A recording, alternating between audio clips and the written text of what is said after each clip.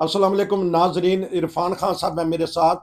Hamas ने Israel में तबाही मचा दी, हजारों मिसाइल दाग दिए और हजारों लोग बॉर्डर क्रॉस करके इसराइल के अंदर घुस के मारा है। और वहां से फौजी भी कुछ यरगमलाल बना लिए हैं, बड़े बड़े ऑफिसर भी, और सिविलियन को भी मारा है। ये हमास का दावा है कि सबसे बड़ी जंग इस वक्त जारी है मशरक़ के वस्ता में। इरफान खान साहब से पता करेंगे कि इसके दो रस नताइज क्या होंगे। जी अस्सलाम वालेकुम। वालेकुम सलाम। बहुत बड़ी जंगो जदल हो रही है, एक दूसरे के ऊपर हमले कर रहे हैं। क्या होगा? एक तरफ तो सऊदी अरब और इसराइल करीब आने की कोशिश कर रहे हैं, इधर से ये नई जंग छिड़ चुकी है। ये कहां से एकदम निकला है और हजारों की तादाद में लोग इसराइल के अंदर घुस गए? देखें रशीद साहब, ये कोई ना कोई किसी की चाल है। किसी ना किसी के हाथों में जो है कोई आपकी हमास ने खेल कर ये कदम उठाया है। अच्छा। हमास को बनाने वाला भी इसराइल था। उस वक्त पीएलओ जो अल-फतह थी, हम्म। उसको तोड़ने के लिए, उसका जोर तोड़ने के लिए, उसकी पावर तकसीम करने के लिए इन लोगों ने हमास को खड़ा किया। अभी पिछले दिनों न्यूयॉर्क टाइम में उस जनरल का इंटरव्यू आया था, जिसमें बताया था कि मुझे बकायदा हमास को बनाने के लिए जो इसराइल का बजट है उसके अंदर एक रकम मखसूस की गई थी, और मेरे थ्रू मैंने वो रकम जो है मुख्तलिफ मसाजिद के अंदर ये रकम बांटी। अच्छा। और अल-फतह को कमजोर करने के लिए, और कहा ये पीछे उसके अमेरिका था, इसलिए कि अल-फतह वाले जो थे वो ज्यादा लेफ्टिस्ट थे, रूस से ज्यादा करीब थे। तो उनका उनमें दरार डालने के लिए, उनको कमजोर करने के लिए ये कदम उठाया गया, हमास को बनाया गया, मस्जिदों में पैसे तकसीम किए गए। अब ये है कि हमास खुद उनके अब गले पड़ गई है। अच्छा। और इनसाइड गजा, जो गजा का इलाका है, वो कहते हैं 2-2.5 मील का इलाका है, इससे ज्यादा का इलाका नहीं है। और वहां पर ये सारे हमास के लोग रहते हैं। कहा यह जाता है कि दुनिया की सबसे गुंजान आबादी जो है ना, जहाँ सांस लेना मुश्किल होता है, वो इलाका है गजा का, 2-2.5 मील का इलाका, जिसमें इतने हजारों लोग रहते हैं। और वहीं से ही अब ये रैकेट जो है ये निकले हैं। कोई 2,500 कहता है, कोई 5,000 कहता है, कोई 7,000 कहता है, लेकिन निकले तो हजारों की तादाद में है। जी जी। अब सवाल ये है वहां रॉकेट कहां से आ गए। सूरत हाल ये है कि जितनी भी तंजीमें हैं, चाहे वो हमास हो, चाहे वो इसके जो लबनान में है हिजबुल्लाह वाले हैं, अल-फतह है, ये सारे जिसे कहते हैं ना वेंटिलेटर पर सांस ले रहे हैं जी। इनके पास खुद कुछ नहीं है जी। इनका सारा बजट जो है दूसरी तो ताकतें जो है वो इनको देती हैं, इनको फिर इस्तेमाल करती हैं, और उन्हीं के हाथों में ये खेल रहे हुए हैं। कहने को तो इसराइल को मतलब फलस्तीन की आजादी की जंग लड़ रहे हैं ये, लेकिन नजर यही आता है कि ये दूसरी ताकतों के हाथों में खेल रहे हैं। अच्छा। अब जो गजा का इलाका है वो लगता है मिस्र के साथ, जो बॉर्डर है उनका। अब या तो ये सारे के सारे रॉकेट जो है वो मिस्र से वहां ट्रांसफर हुए हैं। अच्छा। और है भी ये इंतहा पसंद कहलाते। अच्छा। इस्माइल हानी जो इनका सदर जनरल सेक्रेटरी है हमास वालों का, ये बहरहाल इंतहा पसंद तंजीमों में इसका शुमार किया जाता है इनको कई लोगों ने। फिर ये है कि ये है सुन्नी। अच्छा। या तो हिजबुल्लाह पे बात आती देखिए जी, वो शिया है, ईरान उनको सपोर्ट कर रहा है, ये तो खुद सुन्नी है जी। और इनको बहुत ज्यादा जो रकम मिलती है वो कतर से मिलती थी जी। अब जबकि कतर खुद इस तरफ आ गया था कि इसराइल से तल्लुकात मामूल पे लाए जाएं, सऊदी अरब तो भी आ गया कि इस तरफ मामूल पे तल्लुकात लाए जाएं। पहले सऊदी अरब ने पहल की है, उसके कतर ने हाँ करने के बाद ही कदम उठाया। अब ये कोई बीच में ऐसी ताकत उठ रही है जो नहीं चाहती कि इनके तल्लुकात ठीक हों, या इसके नीचे कोई और कौम है। अब ये 2-3 दिन लगेंगे, फिर सूरत हाल वाजे होगी। लेकिन अफसोस यही है कि मुसलमान जो है वो स्टिल दूसरी ताकतों में खेल रहे हैं। खुद अगर फलस्तीनी, चाहे वो गजा में है, चाहे वो वेस्टर्न जॉर्डन के इलाके में है, दरिया उर्दन के साथ है, इन सबको अगर ये तालीम पर जोर देते और बच्चों को तालीम दिलवाते, तो इतने अरसे के अंदर एक नस्ल तैयार हो जाती जो इसराइल के साथ बैठ के गुफ्तो शनीर के साथ मुकाबला कर सकते। लेकिन सूरत हाल अभी तक यही है कि लड़ाई झगड़ा आपस से ग्रुप कभी आपस में लड़ पड़ते हैं, कहते ही हैं हम इसराइल के खिलाफ जो है वो ताकत इस्तेमाल करेंगे, लेकिन अपने दरमियान भी इनमें सुलह नहीं है। जो महमूद अब्बास है अल-फतह वाले पीएलओ, वो तो बिल्कुल ही खत्म होकर रहेगी ये बेचारी। और अब ये दो ग्रुप खड़े हुए हैं, हमास है जो सुन्नियों का है और हिजबुल्लाह है जो शियों का ग्रुप है।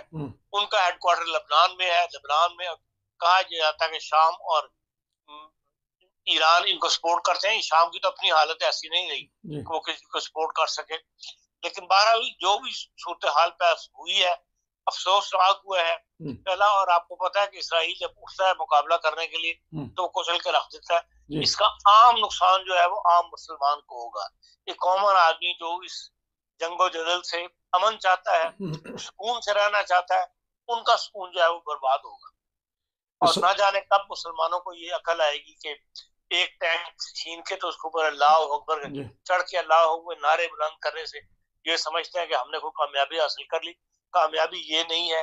कामयाबी ये है कि आप जो कोशिशें हो रही हैं, अब दुनिया इकट्ठी हो रही है और जिसे कहें डीपली इस वक्त काम किया जा रहा है फलस्तीन के मसले को हल करने के लिए। उस मसले को हल होने दें और ये जंगो जदल की जो जिहाद है इसको जो है इससे हाथ रोक लें, तो फिर तो मुसलमानों को कुछ फायदा हो जाएगा। लेकिन इस वक्त बहरहाल जो कैफियत पैदा हो गई है, इसने मामलात को बिगाड़ने में किरदार अदा करना है। इस्लामी दुनिया बटी हुई है, इस पर आऊंगा, लेकिन ये बताइएगा कि ये तो सरप्राइज तो है ना इसराइल के कि हमारे अंदर घुस गए और मोटरसाइकिलों पे उन्होंने फिर फिल्में भी बनाई और रॉकेट भी बरसाए, टैंकों पे चढ़ के, जिस तरह आपने कहा सारी दुनिया ने फिल्में देख ली। दहशत तो एक दफा कायम कर दी ना कि ये अल्लाह तो इस दहशत का रिजल्ट क्या निकलेगा? अच्छा, ये दिखना चाहिए। इसका रिजल्ट उल्टा निकलेगा, वो उनको पीस के रख देगा। लेकिन मैं पता नहीं इसराइल के वजीर आज़म का ये वो आदमी है जो म्यूनिख की कॉन्फ्रेंस के अंदर जहाज का टुकड़ा हाथ में पकड़ के आया था। ये देखो, ये जहाज हमने गिराया है जो ईरान का हमारे अंदर आया था हमला करने के लिए।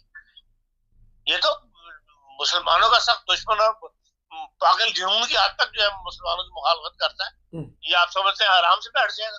नहीं, मैं आता हूँ इस तरफ, लेकिन ये थोड़ा सा मैं वही सवाल दोहराऊंगा, लेकिन वो सरप्राइज और अजीब सी बात तो हुई ना उसके लिए कि ये क्या हो गया, अगर किसी की प्लानिंग नहीं थी तो। लेकिन इसराइली जब जागे, सुबह सुबह उनका त्यौहार भी था, उनके लिए तो ये अजीब सी चीज तो नहीं है। आता हूँ मोसाद जो उनकी वो है ना खुफिया एजेंसी, वो दुनिया की बेहतरीन मानवीय एजेंसियों में से एक है। मैं ये बात तस्लीम नहीं करता, उनको ये बात पता नहीं थी। अच्छा, ठीक। हाँ, ये मेरा सवाल था कि आया उसको पता था या नहीं पता था, क्योंकि इंटेलिजेंस वो तो मुल्कों मुल्क चले जाते हैं और अपने हमसाये की न कर सके। अब वही फिर सवाल आपने कुछ जवाब दे दिया। अब इसराइल अपना जो होता है ना कि उतर गया, जिसे कहते हैं कि वो अब ठिकानों पे बमबारी करेगा और मासूम जाने और लेगा। यकीनन बदला तो वो लेगा, वो क्या तरीका अख्तियार करता है। और सवाए इसके कि इस वक्त मुसलमानों को इकट्ठे होके तो अमेरिका पर दबाव डालना चाहिए कि भाई इसराइल को एक सख्त किस्म का रद्दअमल जाहिर करने से रोक सके। अमेरिका की बात मानता है वो इसराइल जो है, तो अगर ये हो जाए काम, उससे यह कि फौरी तौर पे जो खून खराबा नजर आ रहा है आगे, उससे हाथ रुक जाएगा। तो लेकिन जो बाइडेन ने तो हमायत कर दी इसराइल की, और उसने उन्होंने कहा कि ये सियासी बयान सबके होते हैं, लेकिन अंदरून खाना जो गुफ्तो शनीद होती है जो वो बिल्कुल और चीज होती है। अगर जो बाइडेन के ऊपर प्रेशर आए मुसलमानों मुल्कों का, तो फिर यकीनन वो भी उस तरफ उनको इसराइल को लेके आएगा और उनको हल इसका निकाल लेंगे कि इस वक्त खून खराबे से बच जाए। खून खराबे से बच जाए। इस्लामी दुनिया बटी हुई, वो सवाल करूंगा। सऊदी अरब ने भी हल्का सा कहा कि गुफ्तो शनीद करें, पाकिस्तान ने भी हल्का सा, ईरान ने तो मुखालफत की, उसने तो कहा कि जवाब दिया जाए।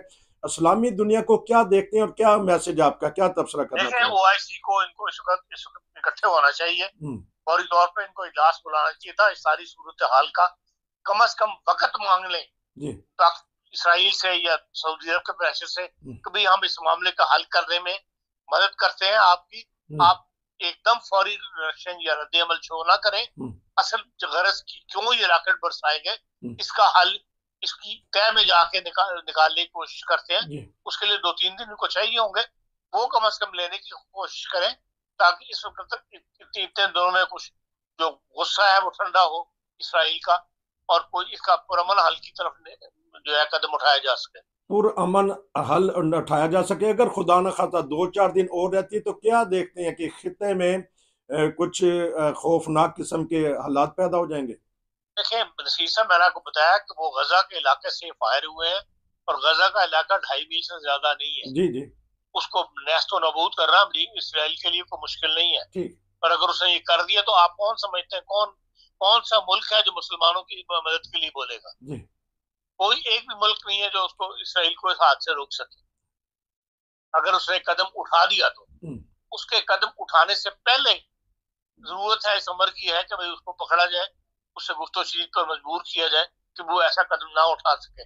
और जहां से भी ये रॉकेट बरसाए गए हैं, जो भी इसके अंदर इन्वॉल्व है, अगर मिस्र इन्वॉल्व है, मिस्र की फौज इन्वॉल्व है, जिसने भी वहां सप्लाई किए, वो 2-2.5 मील के इलाके में 7,000 रॉकेट का इकट्ठा हो जाए ना, जी जी, तो आम बात नहीं है।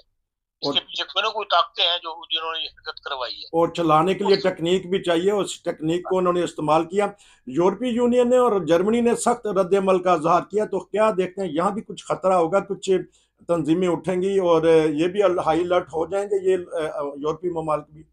देखिए यहाँ जो मुसलमान रह रहे हैं उनमें इंतहा पसंद बहुत थोड़े हैं। अच्छा। अक्सर को तो यहाँ के हालात में रहने के बाद समझ आ जाती है कि भाई हमारा रवैया जो है वो दुरुस्त नहीं है। इसलिए बहुत कम कोई ऐसे मुजाहरे जो है वो पुरअमन मुजाहरे तो यकीन कामयाब हो जाते हैं, लेकिन ऐसा रद्द-ए-अमल शो करने में मुसलमान यूरोप के तैयार नहीं होते जिसके अंदर मार धाड़ या खून खराबा हो, या उनकी तरह पागल हो के तो सड़कों पर निकल के जो नुकसान पहुंचाया जाए इमारतों वगैरह को, वो कैफियत पैदा नहीं होती। लेकिन यह है कि हर मुसलमान मुल्क जो मुल्कों में रह रहे हैं यूरोप में, वो एक प्रेशर डेवलप करने के लिए कोई ना कोई इजासात या कोई मुजाहरे वगैरह यकीन करते हैं और करने चाहिए, ताकि इस खून खराबे से बचा जाए। खून खराबे से बचा जाए। इरफान खान साहब तबसरा कर देते। नाजरीन, हम पाकिस्तान की सूरत हाल और जर्मनी के इलेक्शन के बारे में एक और प्रोग्राम करेंगे, क्योंकि लंबे प्रोग्राम हो जाते हैं। दोस्त यही कहते हैं कि मुख्तसर प्रोग्राम किया कर जाए। 12-13 मिनट का हमने मशरिक़ वस्ता में जो तब्दीलियां पैदा हो रही हैं, इरफान खान साहब कह रहे हैं कि इसके पीछे कोई ना कोई हाथ ज़रूर है। तो हमारा दूसरा प्रोग्राम भी देखेगा जिसमें हम दूसरी आलमी सतह के ऊपर और मुल्क की सतह के ऊपर तबसरा करेंगे। आपका बहुत शुक्रिया, आपने अहम मौजू पे गुफ्तगू की। नसीर को इजाज़त दीजिए। अस्सलाम वालेकुम।